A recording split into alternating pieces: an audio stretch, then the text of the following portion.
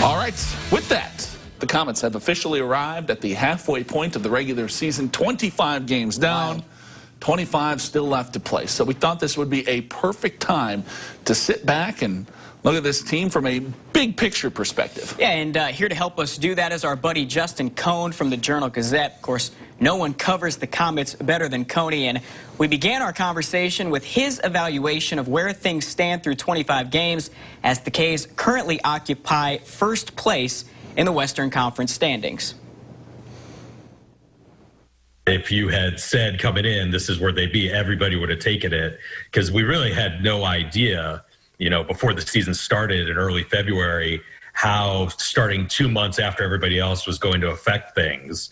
And they got off to a great start, and they've shown they've got a ton of talent. They've been kind of muddling around 500 over the last 10 games, so there are some good reasons for concern. But, overall, I think it would be hard to not be really excited if you're with the team to be in the position that they're in right now. Yeah, how hard is it, though, to evaluate this team based on the schedule that they've played? I mean, obviously, they've played Indy and Wheeling so much. We saw them go down to South Carolina and struggle a little bit. Just how hard has it been to evaluate just how good this team is based on the schedule that they've played? Or do you feel like you have a pretty good grasp of how good this team is or how good they can be?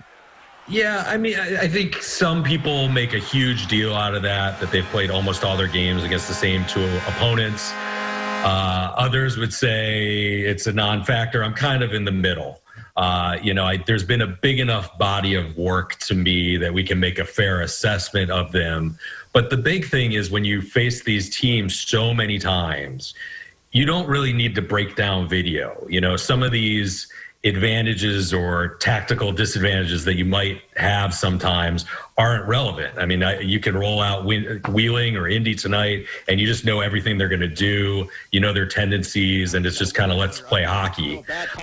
So I do have a little bit of a concern when you move forward and you start facing some other opponents and you get into the playoffs where you're going to face a team that at most you faced like twice.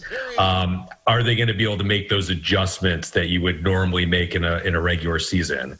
But I mean, I don't care whether they've just played Wheeling in Indianapolis. I mean, we know they've got a lot of talent. We know that they're really good on special teams. Defensively, when they're put their minds to it, they're really good. I mean, there's stuff that you can just tell based on whoever they're playing. But it will be interesting to see when they get some of those unfamiliar opponents, because they haven't had that success against them necessarily so far. You've obviously seen in your years covering this team, championship level hockey, albeit in different leagues. Although we did see the Komets a couple years ago push Colorado to 7 games in the conference finals. Is this team in your mind a championship caliber team, or is it too early to tell? I think it's too early to tell. There's certainly a great talent level.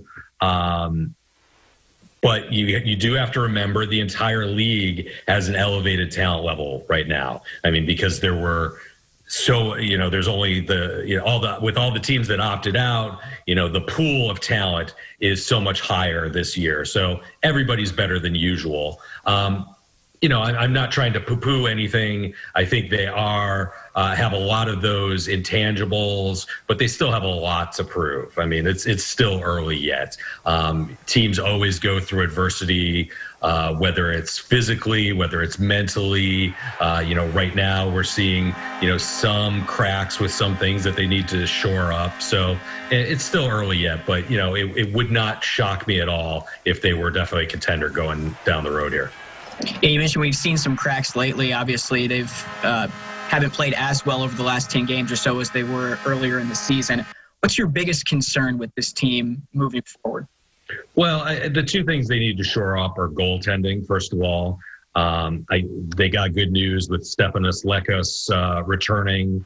Dylan Ferguson was looking a lot better this year than he did last season. So hopefully when he gets healthy, they have a really good tandem there with a reliable third guy in Gwendon. But the other thing is, and I know it's cliche, everybody always says this, you have to play those 60-minute hockey games, and they haven't done that as much lately. Whether it's giving up a goal on the first opposing shot, which has happened 6 times this season, or letting down a little bit after an intermission, or, like we saw a little bit the other night where you've got a lead late and you squander it. So if they can buckle down and put together those 60-minute games that everybody always talks about, they'll be a lot better off. And that's just a theme that we're kind of used to here, because that's been, we're going on 3 years where that's been the major stumbling block for this team that they need to fix. And, we'll have to see if this group can do that.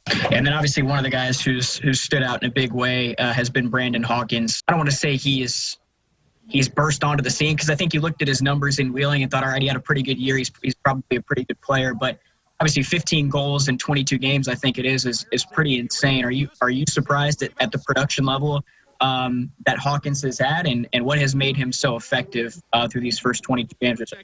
I'm actually not too surprised. When he came in last year with Wheeling, you could tell as far back as the preseason that he was something special. And, he scored on a Michigan move last season for Wheeling, and, just had a lot of skill that you could see. And, the big thing that everybody talks about is his shot. I mean, it's an NHL level shot. And if he were a little bit bigger, I don't think there's any question that he'd be in the AHL right now. So his production's been great. But the thing that really impresses me is, it's not just the shot. He makes these really crisp passes. He really knows where to position himself. He knows how to find some other guys, and he plays a little bit of an edge. Obviously, we saw Sean Sedlowski bring home a league MVP a couple years ago. Is Hawkins a guy who could potentially be in that conversation at the end of the season, in your mind? Sure. I mean, he's already second in the league in power play goals, which is amazing when you start off like 22 games behind everybody else. I have no idea how they're going to perceive those awards when it pertains to Fort Wayne, because everybody else is going to have 22 more games on them. But if you define MVP by MVP and not, best player, either way, I guess you could make an argument for him. But right now, his value to them has been super, because he's been really the only guy that's been consistent from start to finish this season in terms of scoring. Everybody else is kind of, going in fits and starts here and there. So, it's impressive what he's doing, and he has a chance to be one of those, put together one of those all-time single seasons if he keeps it up. But again, it's really early. Our thanks to Coney. Yeah. Some good stuff as always from him, and obviously covered a lot there. The start Brandon Hawkins is off to pretty historic what he's doing, and then. To think that we're already halfway through this season, it's obviously flown by. But like Coney mentioned there at the beginning, if you had told Ben Boudreau at the beginning of the season, hey, through 25 games, you guys are going to be in first place in the Western Conference, given the crazy circumstances that the Komets had to deal with to start the season, he would have signed up for that in a heartbeat. And now we'll just have to see how they finish here down the stretch. Yeah, and I know this is one of the best teams, obviously, we've seen, but also Coney kind of touched on it, too.